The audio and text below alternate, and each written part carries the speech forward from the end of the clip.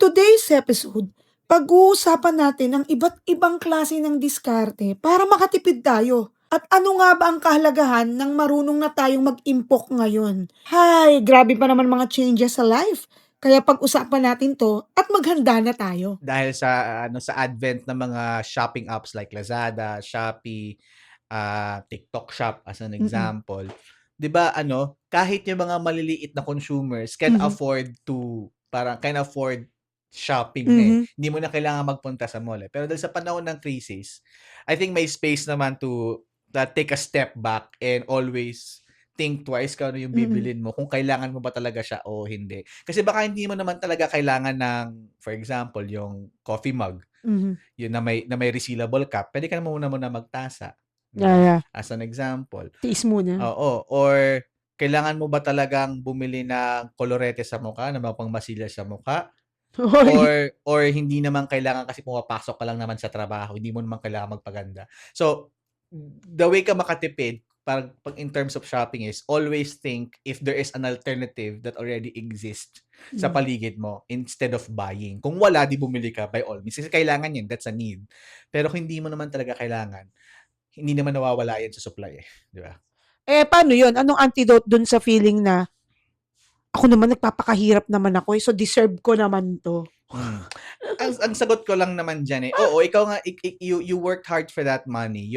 You are well within your right naman na mag-spend, na i-spend yung pera kung saan mo gusto. That's fine. Walang makakapigil sa'yo. Pero kung kaya mo mag-survive, kung okay lang 'yon, for as long as hindi mo kailangan isipin yung kakainin mo the following weeks, the following Mm. months, 'di ba? Like kong sinasabi, nandun na tayo dun sa part na pinaghirapan mo yung pera mo, pero you don't want to get to a point na you have to work extra harder Hmm. para maka-survive. Mhm. Meron ka na dito eh, 'di ba? Kung and again, babalik ako dun sa consumer right, no? Gawin mo kung anong gusto mo sa pera mo. Pero be liable doon sa consequences, yung commercial consequences ng mga actions mo. Pagka kailangan mo palang bumili, for example, ng sapatos, nasira yung sapatos mo pampasok, pero bumili ka ng 2,000 o 3,000 t-shirt. Ngayon, Hmm. maghintay ka ngayon ng next sa sahod para makabili ka ng pampasok na sapatos, 'di ba? Hindi lahat like tayo mga trentahin at kwarentahin. Mhm. Hindi lahat tayo parang 80% ng mga Pilipino nasa middle class. Yung middle class na yun is one crisis away from being poor. So kung ganun yung mindset mo, ganun palagi ang mindset mo at nasa crisis tayo, huwag kang magtaka pagka nadulas ka pababa. Kailangan ready ka to defend yourself against economic forces eh. Hindi ka kayang i-defend ng sarili mo against economic forces kung ang always mindset mo is, kaya yan, makakasurvive ako, kaya ko Mhm. yan, trabaho lang, overtime lang Mm. ulit. Pag overtime ka, yun nga, may cost din sa'yo yun eh, di ba? Katawan mo, Sabagay, di ba? lahat nga ngayon, 'di Yeah. ba konting kibot mo talagang Basta mapapagastos walang ka pa. makakapigil sa'yo. Walang makakapigil sa'yo kung anong gusto mong gawin sa pera mo. Pero walang makakapigil sa paligid mo na pahirapan ka, economic forces, etc. if it's due to you. Kasi wala ka na talaga. Hmm. Ako, I'm speaking from experience ha. Mm. Dati meron ako mag-isa, hindi pa na ako pamilyado. Meron ako, sobra-sobra. Pero nung time na wala na ako, lagi na lang ako nakatingin sa inner child ko umiiyak. Hindi, tsaka alam mo kuya, hindi lang yung economical forces na sinasabi mo ang puwedeng magbali sa isang tao na Mm. bigla kang babaluktot, sabi nga nila. Mga unforeseen incidents, tama Mm. ba yun? Mm. Yung mga biglang may Magkasakit, magkakasakit, 'wag oh. naman, magkaka-layover sa trabaho. Di bale sana kung genuine universal health tayo sa Ay naku, Pilipinas, di ayun ba? na naman, Lord help us. Di ba? Oo, nagaganto po ako kasi takot po ako sa mga talks about government. Sa ibang bansa ho, Ayan na naman. libreng-libre po ang healthcare. Ay, yan naman din pala, lalaban pala ako Mm. diyan. Pag usapang ganyan, medyo na-hurt na ako diyan, lalo recently nagpupunta ako sa mga Philippine Di Chiles ba? pero ayoko mag-comment Di talaga. ba? Lord God bless them. Like ako, kung ako ay isang consumerist, Mm. wala akong madaling isipin na pwede kong gamutin, ay pwede akong bumili ng kahit ano kong gusto. Mhm. Kasi hindi ko iisipin kung one day magkasakit ako kung gagastos ako.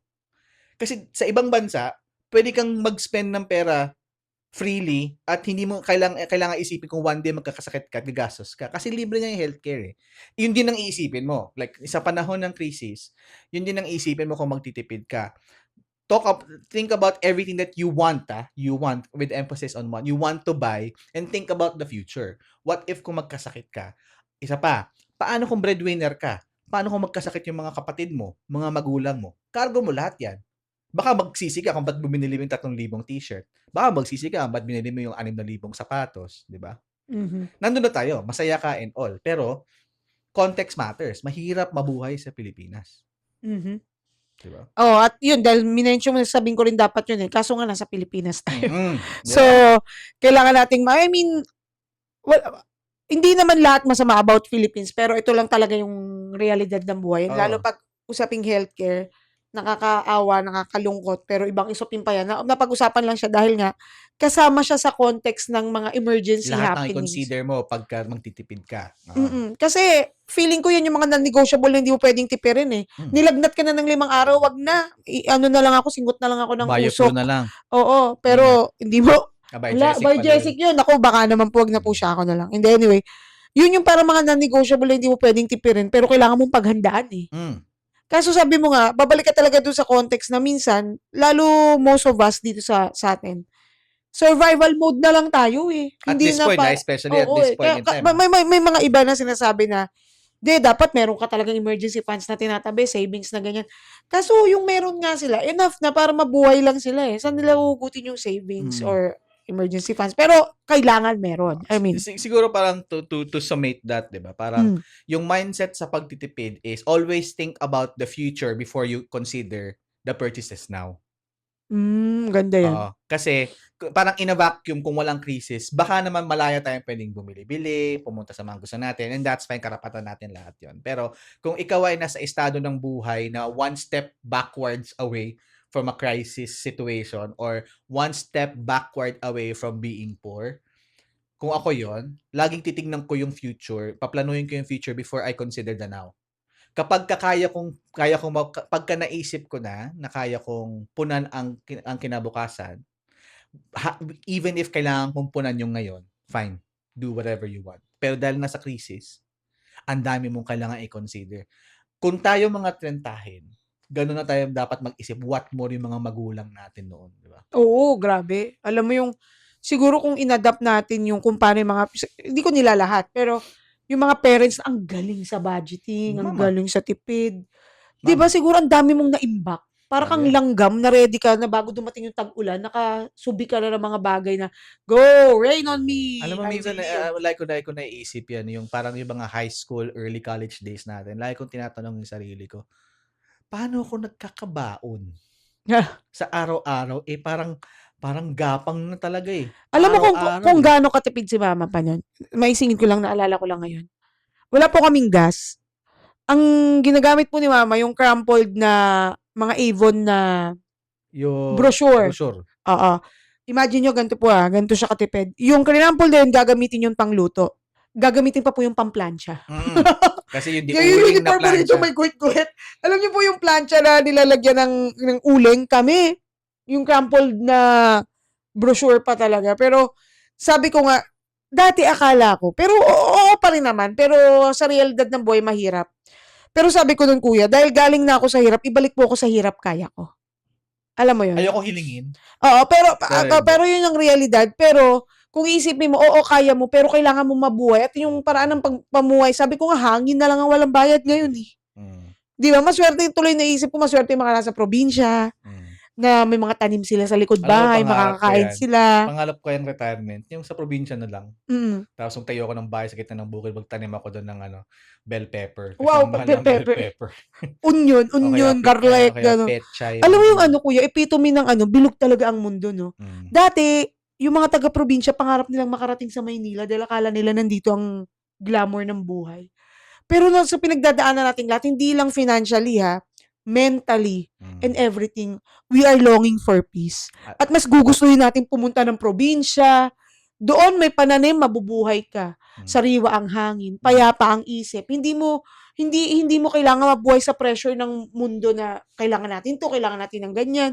kung kapayapaan lang din, ay dun na lang tayo, baka Saka kasi kaya. na-exhaust na natin yung promise of opportunity sa Maynila, eh. Hmm, Totoo naman, dati ang opportunity na sa Manila kasi nandun ang trabaho, nandun mm, ang opisina ng gobyerno.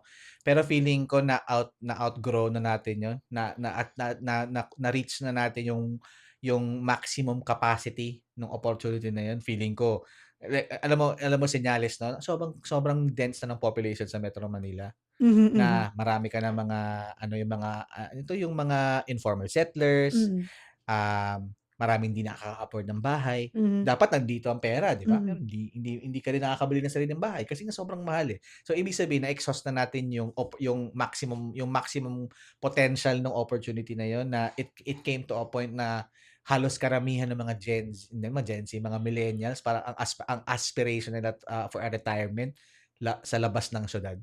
Kaya mga bahay ngayon pag bumili ka ano, eh, yung hindi ka na makakakuha ng mga mura-murang bahay within Metro Manila, palabas na ng probinsya, Correct. 'di At ba? yung kahit yung Outward papalabas na, mahal na, eh. outward na. Dati pupunta ako ng Rizal, mas mura dun, pero ang Rizal pa-Maynila na rin ang presyo. Punta akong Antipolo, Bulacan, Antipolo, kasi hmm, hindi siya Metro Manila, pero mm. ngayon nagmamahal na rin talaga lahat. Paki-disburse ang economic opportunity po, hindi Yun na lang sa Metro naman. Manila, yun po ang solusyon. 'Pag Wow. may pumasok na foreign direct investors, 'wag sa Manila ilalagay. Sa bahay Maraming natin. maraming matatalino ang sa labas ng Metro Manila. Yung kaya. Sayang, sayang. Oo. Well, siguro yun. Pero ito kuya, pahaging lang, mabilis lang. Anong pinagkaiba ng matipid sa kuripot? Parang siguro in the context of crisis 'no, parang ang thin na nung line na yun. Ganun na nga. Oo, kasi yung kuripot is kaya mo, pero magtitipid ka, Galing. 'di ba? Hmm. Pero yung matipid ka, Wala yung na kasi. halos wala ka na, kailangan mo na magtipid. So ang difference ng kuripot at magtipid is need, Mhm. yung kuripot is want, 'di ba? Hmm. Kasi marami akong kakilala na talagang ano, eh, marami akong kakilala na alam mong may kaya, eh. Correct. Alam mo may kaya pero hindi mo mapapagastos ng Pansin mo 'pag nanood ka ng mga interviews ngayon kuya ng mga mayayamang hmm, mga parents ta's may mga anak, papakinggan mo kung paano nila hinandle yung family nila gano'n, eh. hmm. Kasi yun yung mga nanggaling sa pinaghirapan talaga bago nila nakuha kung ano yung meron sila kumpara dun sa mga pinanganak na talagang meron ng gold bars, 'di It's ba? just ano, tsaka meron ng flood control money. Uy, ay ano na ako nasa pagtitipid lang po ako, huwag Ah, niyo po ako idamay diyan, hindi. ayan, Pero pabiro-biro lang namin ito hindi, naming oo. magkapatid, pero ang realidad maraming political reasons kung bakit kailangan natin magtipid. Kasi ang daming decision maker sa gobyerno na Mhm. hindi nagde-decide ng tama kaya lahat tayo tinatamaan. Totoo din 'yan, totoo din 'yan na ako lang mag-comment-comment pero nasa kanila din talaga. Yeah, Pero sabi nga ng boss ko at naalala ko 'to, kailangan na lang nating survive on our own. wala kang choice. Oo, Wala kang kasi choice. pagka yung expectations natin, bukod na nga sa mataas hindi pa nare-reach, masasaktan ka na, naghihirap ka pa. Tsaka boto ka rin ng tama. Hoy, ano ba? Napunta sa boto ng tama. Hindi, pero siguro kuya ito na lang, ano ang mga non-negotiable sa'yo na hindi mo puwedeng tipidin? Ako, pagkain. Talaga? Pagkain hindi puwede kasi, um, naranasan ko na kasi yung non-nutritious tipid-tipid, eh, Mhm, 'di ba? Kung kaya kong I'll find ways to be able to buy yung mga pagkain na masarap, pero hindi ko kailangang mapamahal. Pero hindi ko babawasan yung volume kasi hmm. pagkain yun, eh, pagkain, tubig, et cetera. Um, ano pa ba? Um, Non-negotiable sa'kin, yung pampasok ko na damit Kawawa. hangga't maaari, 'di ba? Pero importante sa akin na well, kung ako lang, hangga't maaari binabawasan ko yung Mhm. luho. Kasi ako like nabanggit mo na rin kanina, ang luho ko talaga Mahilig po siya sa sapatos. sapatos, oo. Sobra po yung sapatos niya. Oo, kasi Hindi ko alam, octopus yata. kasi ako hinihil ko yung inner child Ah! ko, 'di ba? Kasi hindi, Hmm, ito medyo mahirap paunawa 'to. Dati kasi nung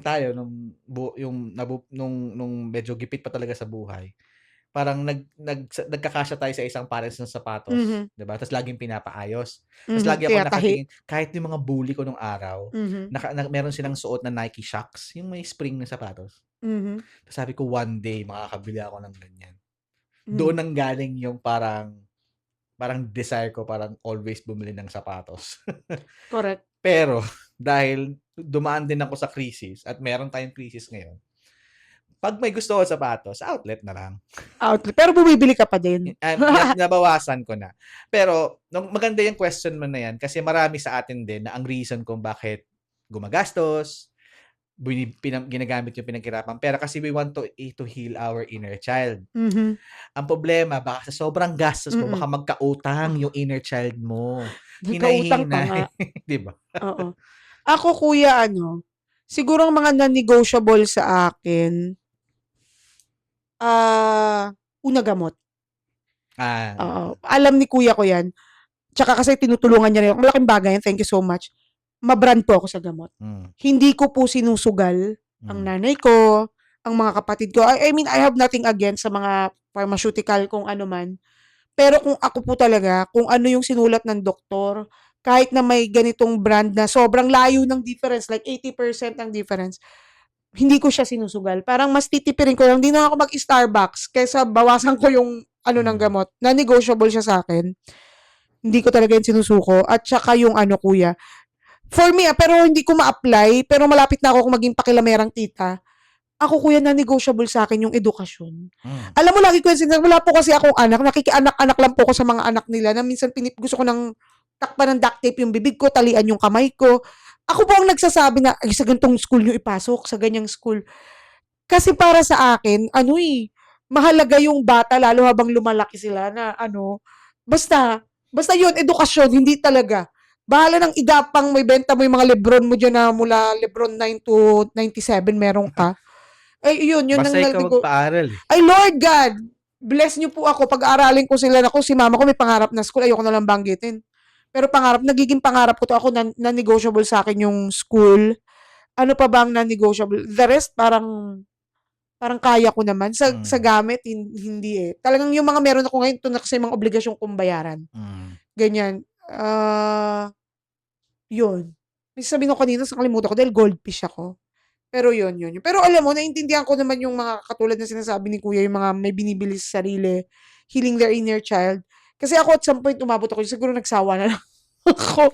kasi malaki na yung inner child, Oo. man child Tsaka na. namumblema na ako kung saan mo siya gagamit. Tsaka may ano kayo, may mga taga-tapik ka na. Halimbawa, ako pa naman madali ako ma-impluwensya. Ako pa naman, pag may gusto ko, kuya, pag gusto ko siya, ibig sabihin gusto ko siya. Hmm. O, para pag may nagsabi sa akin, ilan ba paa mo? Sabagay, may point. Tapos na. Pero pag walang pumigil sa akin, magsisisi na lang ako pag nabili ko Hindi na ako siya. naman, ako lucky ako yung aking asawa. Ah, Yan, ganyan. Ilang ba paa mo? ah. Last mo na yan, ha. 'Pag bumili ka pa ng isang pares, magsama kayo ng mga sapatos mo, uuwi kami ng Leyte. Ikaw at mga sapatos mo ang 'Di, pero kasama. mahal ako niya, alam niya kung bakit gusto kong bumili. Pinagbibigyan Mm. din niya ako Oh, sa sus! oo. Nagpaparinig kasi ipi-play niya po 'tong podcast na 'to sa TV, sa Kasi mga may cellphone. kasi may dalawang Lebron 23 akong tinitingnan sa app, eh. Ay, naku. Ako ano kuya, ang kailangan ko paglabanan, 'di ba, ganyan. Kaya ko magtitipid talaga ako. Hindi, 'wag, sayang, hindi ganyan. Hmm, Pero 'pag sama-sama tayong lahat, tas sila mama, "Di kain na lang sa labas." Masaya, gusto ko masaya lahat. hmm. Gusto ko talaga yun. Tas iiyak na lang ako later na, "Shit, yung kinain namin, parang pambayad na pala siya ng kuryente," yung gano'n. Pero hindi ko alam, hindi ko malabanan. Parang siguro dapat i-padlock yung pera ko, yung tipong hindi mo siya mabubuksan 'pag di siya kailangan. Kasi hangga't nakikita ko tas gusto ko masaya lahat, Ako ako ginagawa ko siya ako talaga. ako siguro hindi ko na nararanasan kasi obviously nakabukod na ako 'no, pero ang simple na lang ng saya ko ngayon sa 'pag kumakain kami ng Jollibee, Oo, yun na yun. yung Yun maiba na yun, lang 'no? yun na yun. Basta Hmm, minsan ang ginagawa ko 'pag nasa counter ako, pinost ko 'to sa isang story ko before, eh. Yung kumain kami sa Jollibee, baka naman, sa tsaka ng Jollibee. McDo. Kumain kami sa Jollibee, ta's nasa counter ako, ta's sa malayo upuan sila. Ta's tinitingnan ko lang yung mag-ina ko sa Nakita ko yung malayo sa na parang nakatingin sila naglalaro. Ta's tinitingnan ko, dati hindi ko 'to afford, eh, kahit mag-Jollibee. oo, Dati hindi ko 'to afford mag-Jollibee, ngayon nakaka-afford ko ng kung kailan ko gusto ng mag-Jollibee, magagawa ko ta's tinitingnan ko lang yung mag-ina ko na masaya na nakakakain ng Jollibee, what if hindi ko 'to kaya 'no? Ta's oo, binibidyohan ko lang, ta's kada 'pag iniisip ko like ang laging tumatakbo sa isip ko, hindi puwedeng bumalik ako sa dati. mm, So kung kailangan kong magtipid, kung kailangan kong mag-work extra hard, extra smart, para hindi ako bumalik dun sa dati na kahit pang Jollibee wala wala. ako. gagawin ko para lang ma-maintain ko 'tong moment na 'to, 'di ba? Yes. Do'n ako 'yun yung reason kung bakit nagtitipid talaga ako. Hindi lang dahil may Mm. krisis, pero gusto kong i-maintain yung buhay na meron ako ngayon at hindi na ako bumalik do'n sa dati. Kasi I don't want that to happen again. Sobrang hirap. Patay yung mental health mo talaga. Kaya nga, alam mo, dahil nabanggit mo na rin 'yan, papunta na tuloy tayo ngayon sa idea ng motivation sa pagtitipid. Hmm, So, ako sisimulan ko. Ako ang motivation ko ngayon sa pagtitipid galing diyan sa sinabi mo, ano kuya, nagtitipid ako ang mindset ko, natatakot ako na dumating ang araw na yung walang-wala. Pressured na nga tayo sa feeling na tumatanda na si mama, sana makita niya yung magandang buhay, maranyang buhay. So, yun na yung isa sa motivation, ay magtipid pa ako ngayon. hmm, Kasi mahirap ma-zero, hmm, mahirap mawalan kasi 'di ba dapat nga going there ka na, hmm, tapos mawawalan ka pa. Tapos ano pa bang motivation ko sa pagtitipid, eto odd pero 'pag nakikita ko ibang tao, halimbawa gusto ko 'tong gastusin, ang mahal na hindi ko alam kung tama mali 'to sa iba, tama 'to sa iba, pero for me halimbawa may gusto ko, kahit gustong-gusto ko siya, kini-crave ko siya, halimbawa isang meal mag-isa lang naman ako tapos parang aabutin ako ng 1,000 plus. 'Pag naiisip ko yung ba, "Shucks, kakain ako ng 1,000 plus, yung ito sahod na nila 'to ng 3 araw." Hindi ko kinakain. mm. Hindi ko alam, ano pa ba? Ikaw, ano pa habang nag-iisip ako, ano Ako motivation mo ako sa ako pagtitipid? ang motivation ko, balik ako doon sa future, always forward looking. Hmm, Um, it's only one thing na isipin mo yung now and your future as an mhm, individual. So magtitipid ako ngayon para hindi ko maranasan yung mahirap na buhay again. Pero kung for example, kung may pinaglalaanan ka, mhm, future, business, family, mm, etc.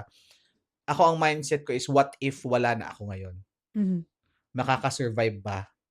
Yung may iwan ko ba, kaya nilang mabuhay nang wala ako mm, economically? Kung hindi pa nila kaya, mukhang mas kailangan kong magtipid. Kasi maaaring madaling magsalita ngayon na huwag ka magtipid ngayon kasi masaya pa ang buhay and all. Pero marami tayong nakitang mga mhm, stories na mhm, alam mo yung sobrang taas nila, mhm. ta's nung nawala na siya, Uy, oo. gapang, Parang yung mga nanalo sa lotto, yung ang dami gapang. kong ano yan, dami kong naririnig na ganyan. Gapang. Hindi ko sinasabi na kasalanan yun nung nawala, 'di Mhm, ba? mhm, Pero kung ikaw ay someone na supporting a family member, a husband, a children, may mga dependents ka, isipin mo yon. Isipin mo yun ang iniisip ko lagi, mhm, motivation ko palagi yun. Motivation mm, ko yan sa kinakain ko, sa oras ng trabaho ko, sa dami ng oras na ipapahinga ko, sa amount ng pera na igagastos ko relative dun sa pangangailangan ko. Kasi hindi tayo permanente sa mundo. mhm, May maiiwan at maiiwan ka. mhm. 'Pag yung iniwan mo, 'pag iniwan yung maiiwan mo hindi makaka-survive at mahihirapan sila, masakit na yung mawala ka sa piling nila, pero masakit na maiiwan mo sila na naghihirap. Yes. Parang parang nawala ka sa mundo na 'to nang wala kang nagawa. Mhm, So, hindi ko sinasabi na 'pag bibili ka ng pagkain ang isipin mo dapat ay, "Mamamatay na ba ako?" Hindi, mm. hindi. Dapat maging praktikal ka. Kasi Correct. hindi mo lang 'to ginagawa para sa sarili mo. Kung ikaw yung mag-isa, wala kang inaalala, like a nepo baby, 'di ba? Hmm, Okey lang. Pero kung may pinaglalaanan ka na, always think about them when making decisions. Kasi you will never be here in this world kapagka yung desisyon mo tama o mali. mhm. You will never know. Heist.